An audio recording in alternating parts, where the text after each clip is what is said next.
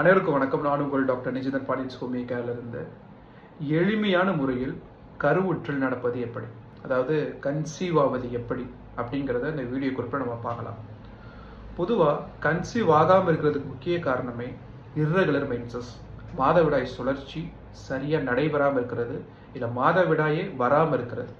சரி, இதற்கு காரணங்கள் என்னன்னு பார்த்துட்டோம்னா பிசிஓடி, நீர்க்கட்டி மாதிரி தொந்தரவுகள், இல்லை கர்ப்பப்பை கட்டிகள், இல்லை ஹார்மோனுடைய ஏற்றத்தாழ்வுகள், அதாவது ஹார்மோன் இம்பேலன்சஸ் அப்படின்னு சொல்லுவோம். சரி, இந்த பிரச்சனைகள் வர்றதுக்கு முக்கிய காரணம் என்ன அப்படின்னு பார்த்துட்டோம்னா உணவு முறை, வாழ்க்கை முறை, மன அழுத்தம், இதுதான் முக்கிய காரணம். இந்த இர்ரெகுலர் மென்சஸ், இந்த பிசிஓடி மாதிரி தொந்தரவுகளை ஹோமியோபதி மருத்துவ முறையில் எளிமையான முறையில் சரி பண்ண முடியும். முதல்ல நீங்கள் கன்சீவ் ஆகணும் அப்படின்னா முக்கியமாக கவனிக்க வேண்டியது மென்சஸை ரெகுலர் ஆக்கணும். இர்ரெகுலர் மென்சஸ் ஆயிருந்துச்சுன்னா ஃபஸ்ட்டு ரெகுலரான மென்சஸ் 30 நாளைக்கு ஒரு தடவையோ இல்லை 28 நாளைக்கு ஒரு தடவையோ உங்கள் உடலுக்கு ஏற்ற மாதிரி அது வர ஆரம்பிக்கணும். பொதுவாக ஆவரேஜாக பெண்களுக்கு 3 to 5 நாட்கள் இந்த ரத்தப்போக்கு இருக்கும்.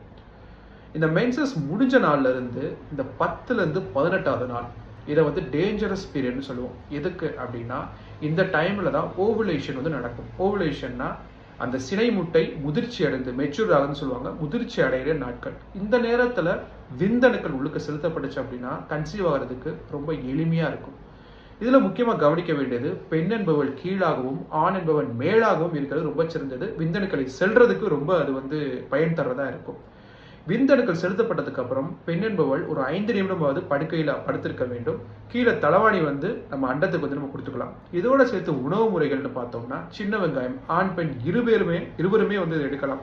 உள்ளங்கை அளவு சின்ன வெங்காயம் டெய்லியுமே நம்ம உணவோட சேர்த்து எடுத்துகிட்டே வரணும். அதோட சேர்த்து கருவேப்பிள்ளை அரைத்து சட்னி வடிவத்திலையும் நம்ம தொடர்ந்து இதை நம்ம சாப்பிட்டுக்கிட்டே வரலாம். இதோடு சேர்த்து மன அழுத்த மாதிரி விஷயங்களை போக்குறதுக்கு பிராணாயாமம் இருக்கட்டும், யோகாவாக இருக்கட்டும், இந்த விஷயங்களை தொடர்ந்து நம்ம பண்ணிகிட்டே வரணும்.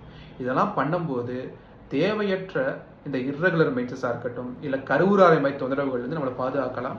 நேர விரயம், பண விரயத்தை நம்ம மிச்சப்படுத்தலாம். ஸோ தெரியாதவங்களுக்கு இந்த குறிப்பை நீங்கள் பகிருங்க. நெக்ஸ்ட் குறிப்பிட்ட வேறு விஷயங்கள், வேறு தொந்தரவு தொடர்ந்து பார்ப்போம்.